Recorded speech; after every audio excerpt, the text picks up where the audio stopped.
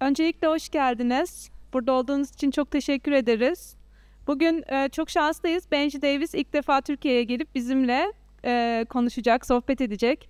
Ben de kendisiyle İngilizce konuşup size özet yapmaya çalışacağım. Biliyorsunuz, belki kitaplarını zaten okumuşsunuzdur. Benji Davies'in dünya çapında kitapları var ve pek çok ödülü var bu sahada aynı zamanda. Dolayısıyla nasıl çalıştı, nasıl ilerletti çalışmalarını, bunları görebileceğiz. Ve daha sonra 15 dakikada sizin sorularınıza yer verebileceğiz. Ve belki bazı hikayeleri oluştururken kaç yıl harcadı, nasıl süreçlerden geçti, ona da biraz ışık tutabileceğiz. Umarım keyif alırsınız. So I'm going to switch to English. Benji, as you know, is a very well-known picture book writer and artist. I feel very excited to have him over here today. His works captures how it feels to be a child, and he hopes that children will find confidence with which to navigate the real world. His first self-penned picture book, The Storm Veil, won the Oscar Book Prize and was Dutch Picture Book of the Year. His second, Granddad's Island, won the children's book category of the Association of Illustrators World Illustration Awards and Children's Book of the Year at the Sainsbury Children's Book Awards. He won Oscar's Book Prize for a second time with Ted. He is the illustrator of Nosy Crow's internationally best-selling board book series, Busy Bear. His books can be read in over 40 languages and have many millions of copies around the world. And we also have a lot of his titles translated by Redhouse Kidz. So thank you very much for coming. Thank you. So I'm very happy that we are over here and we'll be able to talk to you. So my first question is, how did you get into children's book illustration? And also, did your animation education had an impact? I'll very briefly translate this question. Nasıl başladı çocuk kitapları illüstrasyonu ve yazarlığına? Ve kendisinin animasyon eğitimi burada bir etki verdi mi daha öncesiyle alakalı? So I studied animation at university. I did a degree in animation, and I went from doing that. I tried to then get work as an animator in London. But I mean, this is quite a long long process. We were talking about this earlier. It was like I think sometimes it sort of feels like, how do you get into doing this job of writing and illustrating books? And it's actually quite a long story behind it for each person, I guess. But my journey was, so from animation, and then I did a little bit of work. I went for, actually, I mean, this is the long version.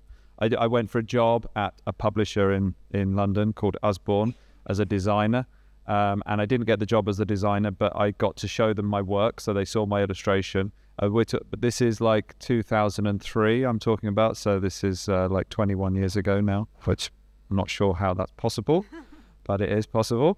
So I went from doing so then I got some work in animation then, actually, and then I did this book for Usborne. I did 3 books for Usborne Publishing, and then at the same time I was working as an animation director, and eventually, I mean, we can probably go into this in more detail maybe, but I was doing some illustration for children's books.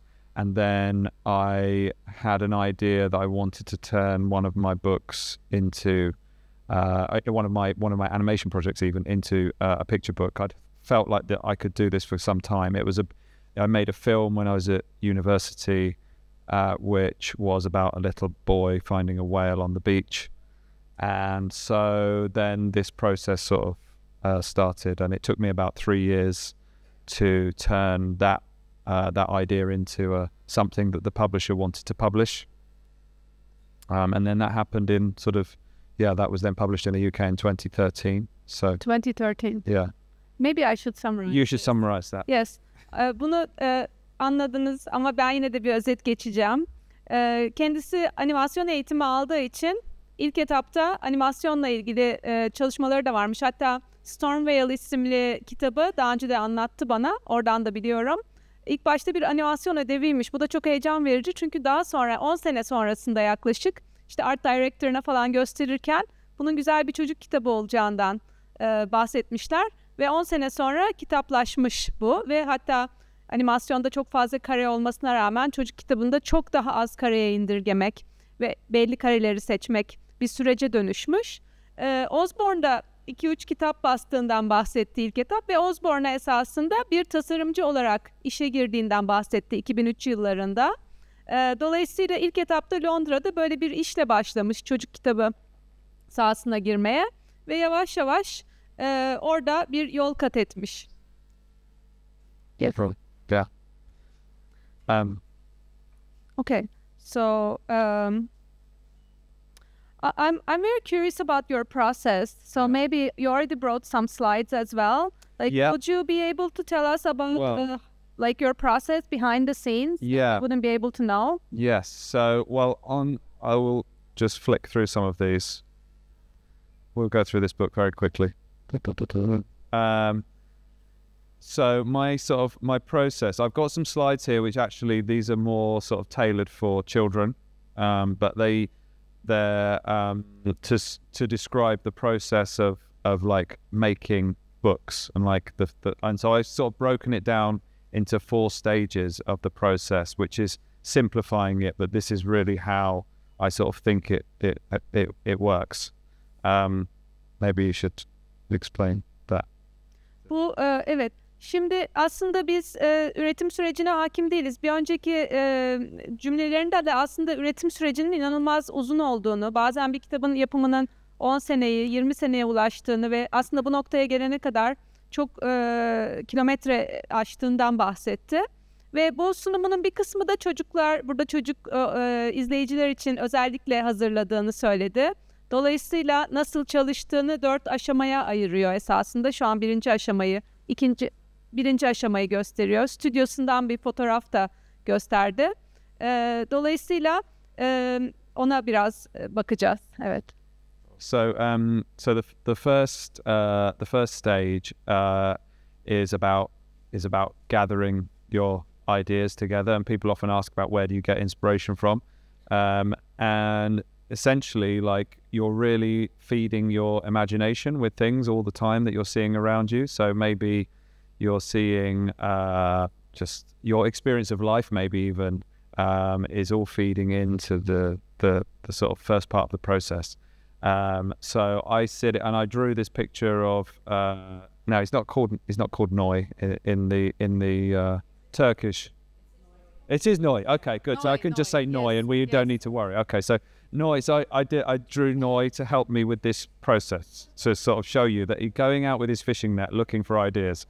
So this is like all the time, I think, is just like being like a kind of aerial for whatever might come into your life and whatever you see.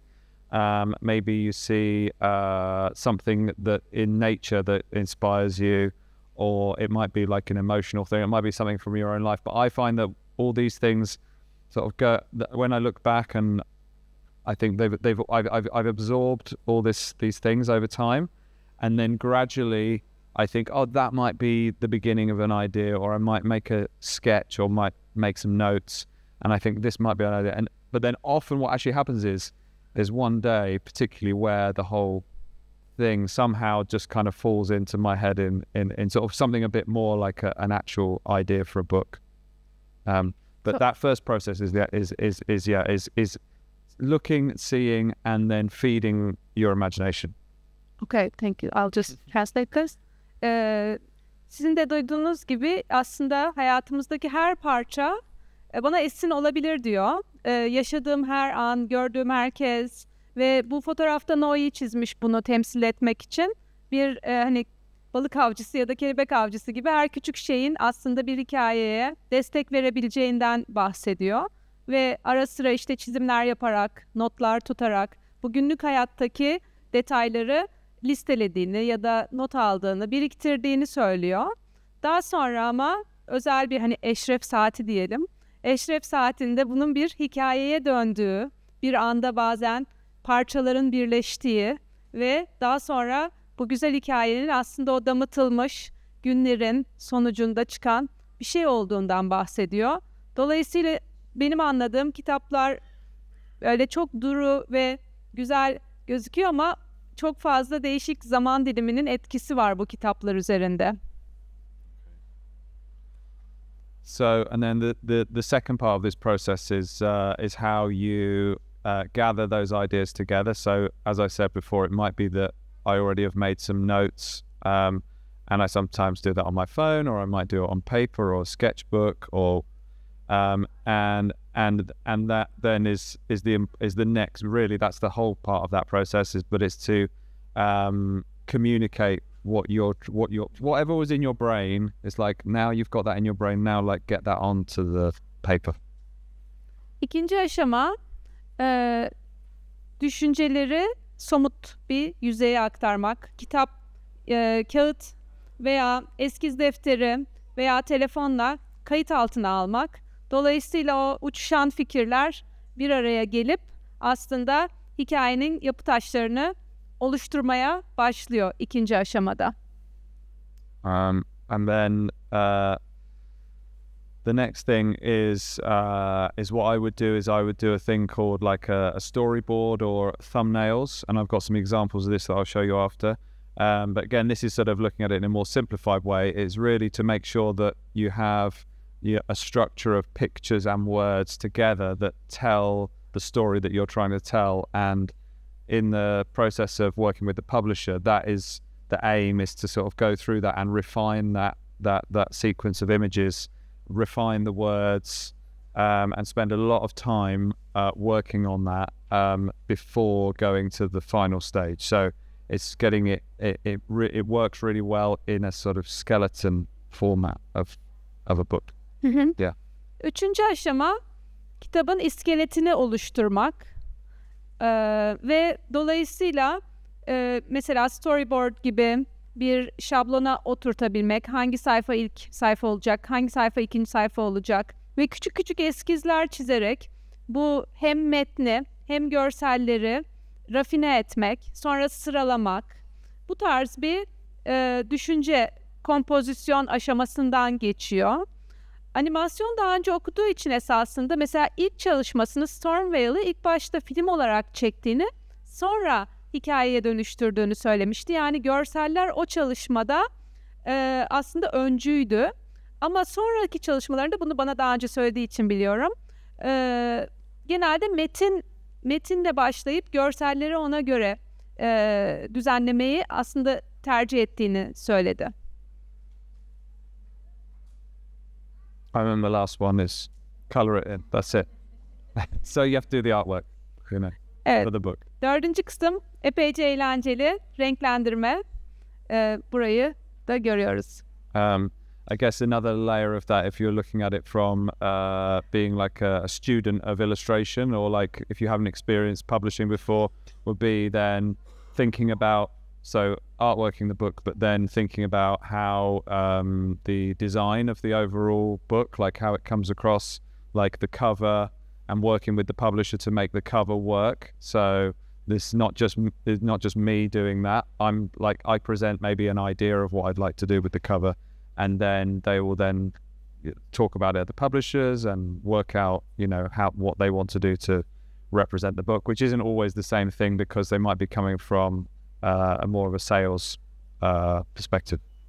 So is this a final stage that you bring them the final work and they say, can we make the cover a little bit lighter, or is it a sketch stage? It's a sketch stage. Or it could be something that's already sort of been developing while I've been working on the book. So it could be like, there could be an image that we think, oh, that would be like good for the cover. But usually I would do the cover at the end once everything is kind of pretty much finished in the book. Yeah.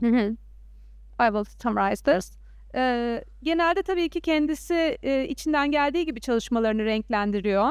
Estetik değerlere kendisi karar veriyor ama aynı zamanda bir takım çalışması da söz konusu. Tabii ki editörleri var, art director'ları varmış aynı zamanda ve bir de satış ekibi varmış. Ve bu satış ekibi, işte sanat direktörü, hep beraber aslında özellikle kapak bağlamında kendisine geri bildirimde bulunuyorlarmış eskiz aşamalarında ve bir bakıma aslında bir hani hem Benji'nin istediği hem onların istediği ortada nasıl buluşabileceklerine dair bir diyalog içinde olduklarını anlıyorum. Kapağı da zaten en son aşamada karar verdiğimiz önemli bir şey olarak tanıttı.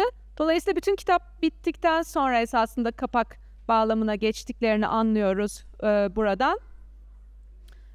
So about the cover, because cover is kind of important. Over the years, did you have a tendency that you like to kind of work with, and the publisher suggesting you? Like, can you give maybe an example of this situation? Yeah. So so in Storm Whale, when we'd finished that book, I think I had an idea for the cover, which is actually quite similar to how it ended up. But I talked to the publisher about it, and then they were like, this is the thing with, like, if the sales team sort of suggests different things. So at the time, there we go. So at the time, there were quite a lot more kind of noisy sort of books, like books that were sort of shouting their what they had in the side kind of thing. And so my book was a quiet book. You know, it's about a boy and a whale, and it was very gentle and quiet. And so they were really worried that it would not sell, or it would not appeal to anybody, because they would see the book and they might think, you know. And actually, so second thing with that is that then often they will show them to other publishers, if you have other interest publishers internationally. So when it was shown in the States, in the US, they didn't want the cover that I showed because they thought it looked like the whale had died. They didn't want anybody to misinterpret the cover, so they went with one of the interior images. Although that was my first book, so I think now I would have pushed back on that. But then I just was like, okay, just let's. But then when you look back at it, it's kind of like, to me, when you create the book, you sort of summarize what's in the book, and you kind of, obviously, the thing with picture books is that because they're very much about the pictures, and they sell themselves like through what's on the cover, because in the bookshop that's what people see first. But you want that to also tell the story somehow, like you want it to actually express the essence of the story and the spirit of the story. And I think if you go with only what is sort of the sales, like if you make it more kind of like, I don't know, jazzy, it's the only word I could think, it might make more people pick it up, possibly, but I don't really believe that. I think you need to make sure it is authentic. Okay. So kapak üzerine diyor ki kapağın tabii ki bütün hikayeyi özetlemesi ve tanıtması çok önemli. O Storm Whale dediği balina ile alakalı kitap Londra'da basılacağı zaman çok böyle dinamik kapaklar modaymış. Yani çok böyle enerjetik kapaklar tercih ediliyormuş. Dolayısıyla bu hikayenin kapağı biraz fazla sade, dingin bulunmuş. Hatta farklı ülkelerde, mesela Amerika'da ya da farklı ülkelere çevirisi yapılacağı düşünülerek oradaki satıcılara da sorulmuş, yayıncılara da sorulmuş. Siz ne dersiniz? Bu kapak mı olsun yoksa diğer başka bir kapak mı olsun diye. Benji aslında daha sade bir kapak düşünüyormuş ve o yurt dışındaki kişiler de sade kapağı tercih ettikleri için en sonunda Benji'nin düşüncesine yakın olan kapak tercih edilmiş. Benji de gerçekten şey diyor, ben yani tabii görsel üzerinden birçok kitabın satışı olduğu için kapak çok kıymetli ama yani dikkat çekmesi bakımından, ama yine de bence eserin ruhunu yansıtması çok önemli benim için. Bu yüzden de iyi ki bunu seçtik, ama sonra yıllar sonra biraz fikrim değişti esasında gibi bir şey de söyledi. Ama ilk etapta kendi düşüncesine paralel bir kapak olmuş eseri temsil eden. So thank you so much for your reflection, and maybe you can tell us a little bit about your image-text relations, or how you develop images through some real photos. I think this is the sort of the source of, like I was talking about, the sort of inspiration behind a book. And so this this photo and sketch I did in a seaside town in the UK called Whitstable, and I often will take photos of things when I'm walking around, just to capture what's there. And I took a photo of these fishermen's huts, and then I did a sketch of them as well. And maybe. Gördüğünüz gibi kendisi İngiltere'de gezdiği yerlerden fotoğraflar çekiyor ve kitabının mekanlarını oluştururken de bu fotoğraflardan faydalanmış. Burada direkt fotoğrafın paralelini görüyoruz zaten. And then I took this. When I got home that weekend, I was in a sort of period of time where I was trying to develop images, like for my portfolio. So I'd already been working in illustration for quite a few years. I was trying to develop some new images, because I was finding that I was getting some work, but it wasn't necessary. It wasn't like exactly where I wanted to be in illustration or in picture books. So I thought I wanted to just explore more of my own ideas, and this kind of imagery appealed to me. So then when that weekend, this is the piece of artwork which I created. So it wasn't purely based on like just seeing those huts, because when I studied animation, I'd made this short film, and this was really like an update of that idea. So it looked very different, and I can, again, after maybe you explain that, then I can show you sort of what I did, like the process I went through. Zaten diyor, illüstrasyon portfolyomu geliştirmek için böyle çizimler yapıyordum diyor. Dolayısıyla hani ilk başta fotoğraftan başladım ama onu da sonra geliştirdim dedi. Daha sonra zaten bu hikaye çok daha önceden filmini çektiği, animasyonunu yaptığı bir hikayeydi. O yüzden ona da bir yeniden revize yapmak, tekrardan bu yeni çizimlerle entegre etmek için ele aldığı sahneler olduğundan bahsetti. So I went back to, I had some sketchbooks which from when I was a student, and these were to make a short film so this is sort of, when was I studied between 1999 and 2002, so this would have been around sort of middle of that time, and I was looking for ideas for a short film. And we'd been studying various different things. I think there was some fairy tales we'd studied, and we were looking at telling fairy tales in different ways. And then somehow, out of all this mix of stuff, and this is too long ago for me to remember exactly, so I just gloss over. But this is what I came up with, was this idea about this. So they're in the wrong order here. So we got start at the bottom. So this little boy finds a baby whale on the beach, and then he takes it home, puts it in the bath. His dad won't let him in he won't let his dad in the bathroom, and then the boy thinks the dad will be angry. Instead, he tells him they must take it back to the sea. So it's like in those four, and actually there's another one that's missing, which is that one's missing. It's there's the two of them rowing out to sea. So they're kind of rowing out to sea and taking the whale back. So this was like in a very sort of like, in 5 images and some very short bits of text.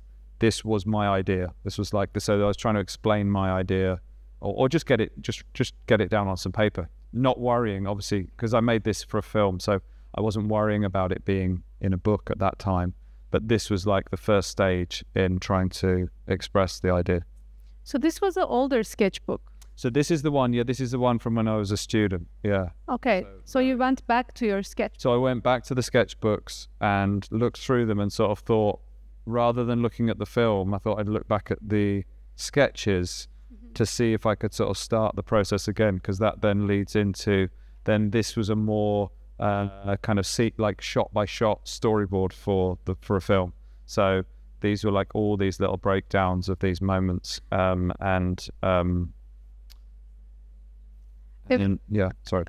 Okay. Şimdi 1999-2002 yıllarında eğitim aldığı yıllar daha ziyade. O zaman hem animasyon yapıyor, işte hem masallar üzerine dersler alıyor.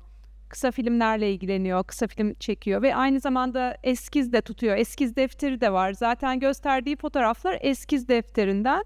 Hani filme bakana kadar biraz da eskiz defterime bakayım. Çünkü orada nasıl özetlemişim düşüncemi, filmimi diye döndüğünde gerçekten çok böyle anahtar görsellerle hikayeyi özetlediğini gözlemliyor ve daha sonra bunları kitabına da taşıyor aslında.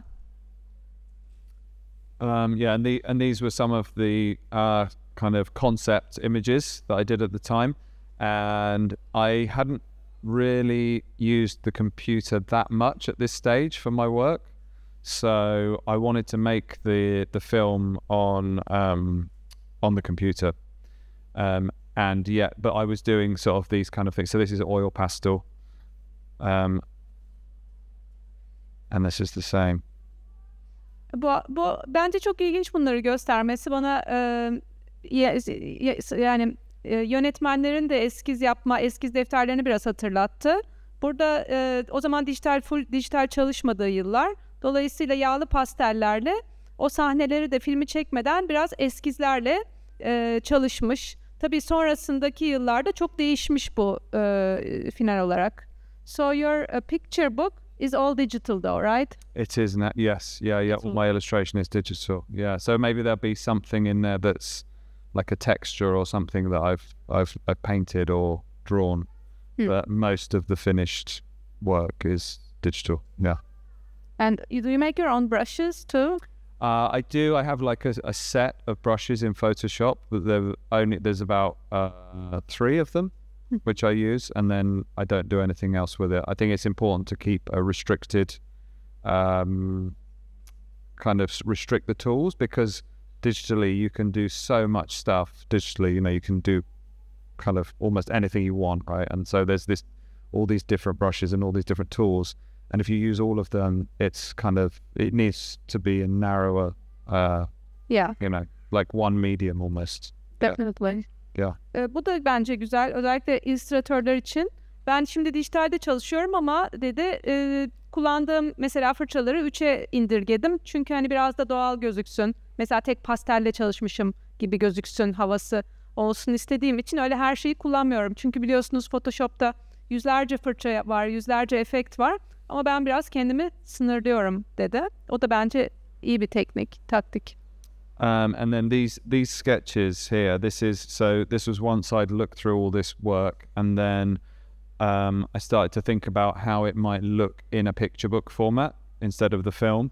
So this was then a process of drawing out these thumbnail sketches and trying to tell this story and finding the images which would work best, this is obviously sort of an unusual process in a way, because I was taking it from this film, which I'd already made. So it's almost like that was like a kind of pre-runner kind of, at making this story work. But in these sketches, then what I did was then started to, you'll probably see on there that I started to add like these short sentences in between. And actually that was something I didn't say, was this was sort of like one of those moments where it kind of, I think it came together, was when I'd drawn the beach huts and the image with Noy and his dad in there. That when I was artworking that, when I was drawing it, the first sentence of the book in English, Noy lives with his dad and 6 cats by the sea. That was like, that just sort of, it like came to me with that as I was developing that image. So it just, and then that felt like that was the beginning of a story. Okay. Yeah. So şöyle özetleyeyim. Yani o ilk cümle aklıma geldiğinde bütün hani hikaye sonrasında aktı geldi bana gibi bir şey söyledi. O ilk cümle çok önemli bir dönüm noktası olmuş hikayeyi toparlamak açısından. Ve bu küçük görsellerle metinleri nasıl eşleştirebileceğini böyle öncelikle çalışmış. Daha sonrasında derinleştirmiş ya da değiştirmiş. Şimdi de sanat direktörüyle nasıl bunu ilerletti, onu konuşmak istiyorum. Çünkü sanat direktörü de aslında bunun bir filmden çocuk kitabına doğru gitmesinde önemli bir kişi olmuş aslında. Desteklemiş yani Benji'yi. So I wanted to wrap up with this work, maybe asking about the art director, because you were saying that the art director also encouraged you to turn this into a picture book. Yeah. And you talked with this person in the process. Yeah. So, well, I'd created that, what I was saying, like a sort of portfolio piece, and then I'd taken it in. I was already working with her on some other projects, and then she said, "Oh, what else have you been, doing anything else?" And I showed her this image of the beach huts, and she said, her name's Nia Roberts, so she was my art director at Simon & Schuster, and she said, "What's this one? What's this all about? There must be something behind this one," which was at the point when I said, well, yeah, I made this film when I was a student, and I've always thought it could be a picture book. So that's how that sort of process began. So how about the editor? When did the editor get into the picture? So that at Simon & Schuster, so there was an editor. I think the editor went on maternity leave, and then somebody else came in. There was a temporary editor, and then eventually I got my editor. So Lara Hancock was my editor there, and that was how then, once I had both of those in place and I was then developing the idea, it kind of, I started to pull it together more quickly. So probably, for the first year or so, probably I didn't do it. But then it was like 2012 when I would have finished it. So it must have been more like 2011 when I was actually had got like the idea together. And then maybe another year after that I finished the artwork. But yeah. So it took 2 more years. So it took from when I sort of sat down and had the idea to do it, probably took me about 2 years. Yeah. Şimdi hem o sırada çalıştığı sanat yönetmeni var. Sanat yönetmeni diğer işlerine bakarken bu çalışma hakkında da biraz daha bilgi almak istiyor. Ve bu çalışmanın ilginç bir çalışma olabileceğini düşünüyorlar. Dolayısıyla biraz ilerletmeye başlıyor ve 2 sene içinde esasında biraz pişiyor diyelim. Yani kitabın oluşum süreci 2 seneye sarkıyor. Tabii o sırada bir de editör var. Editör anladığım kadarıyla bir süre sonra devreye giriyor. Ama bence şey de kıymetli yani. Bu kitabın oluşumunda daha küçük bir aşamadan bir kıvılcım gören sanat yönetmeni var yayın evinde ve aynı zamanda editör var. 2 kişi var. Çünkü görsel bağlamda da bu hepimiz için de önemli. Resimli kitaplar görsel olduğu için hem metin hem görsel tarafıyla ilgilenen kişilerin olması aslında çok çok kıymetli. Bir de tabii ki 2 sene boyunca ilerlemiş olması da bence ilginç. Çünkü çok zaman almış ki aslında 10-12 sene, çünkü daha önceden de başlamış olduğu bir çalışmaymış. Dolayısıyla hani bu resimli kitapların da uzun zamanlar içinde oluştuğunu bize tekrar hatırlatıyor bu örnek çalışma. So, I think I will move into this question about the popularity of your books in different countries, unless you want to show us more slides about your studio and space. I mean, I suppose there are a couple of things. This was just to show kind of like what my rough drawings looked like in this book.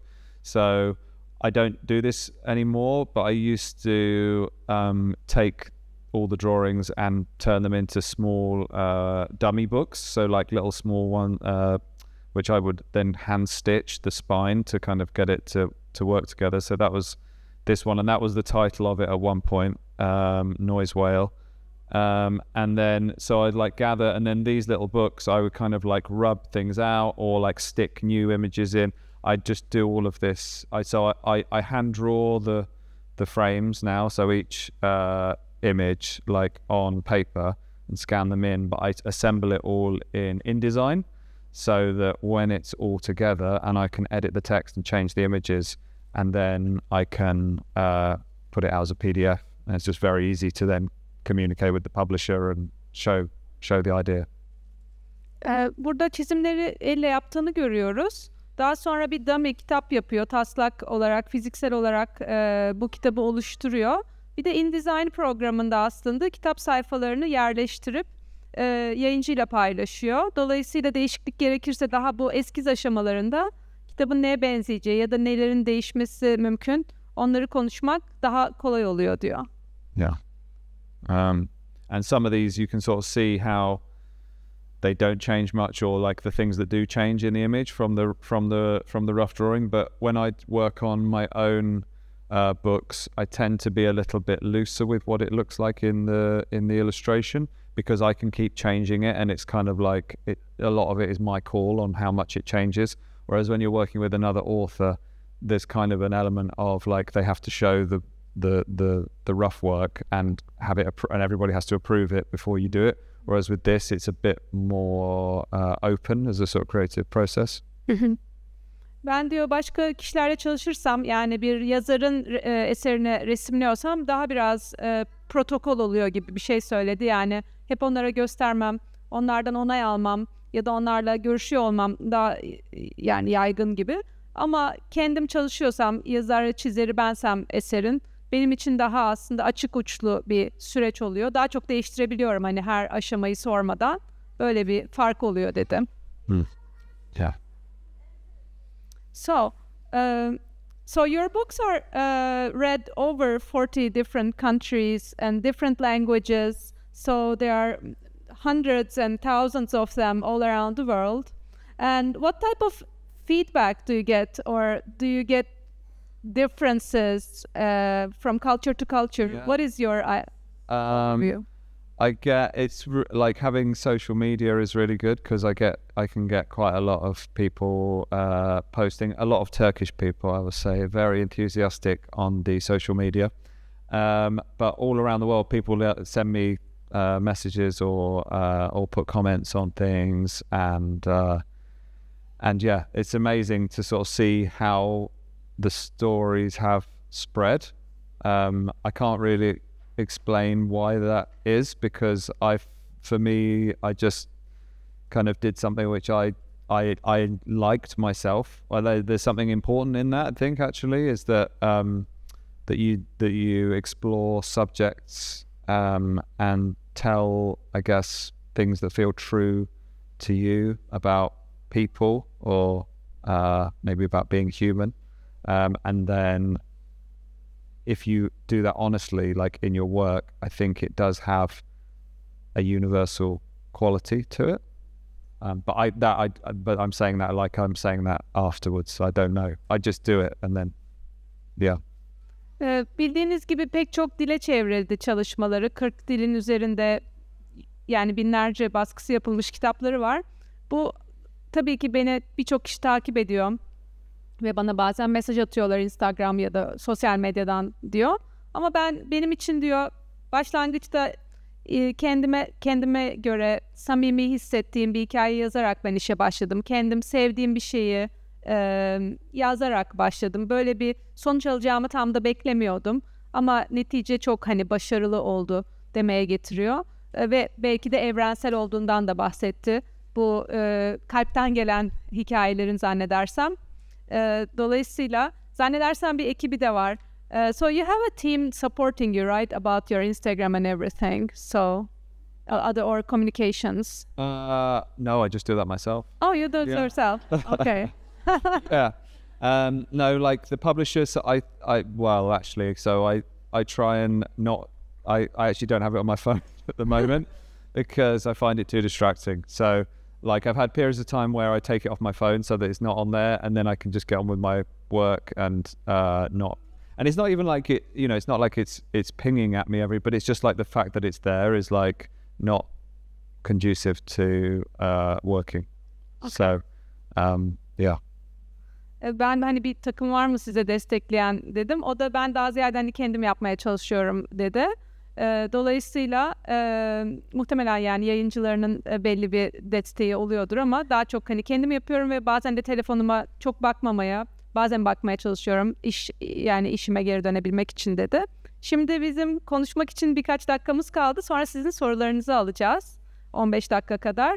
So this will be my final question before we start Q&A. Yeah. And maybe like if you want to reflect about the sector these days, what's in and what's out, or if you want to reflect about your work habits that you want to share with others here, whichever you like. Yeah, I mean, I suppose when you talk about what's happening in the sector, you mean like sort of creatively, like what's popular or what's children's literature these days, where it's going. Yeah, I mean, it's quite tricky. I think there's so much, and we were talking about this earlier, like sort of commercial, there's quite a lot of commercial books, and then that is the thing that's in the forefront. I think going back to what I just said before is like having unique voices is really important. Obviously, then that's harder to find ways to make those things publishable, maybe.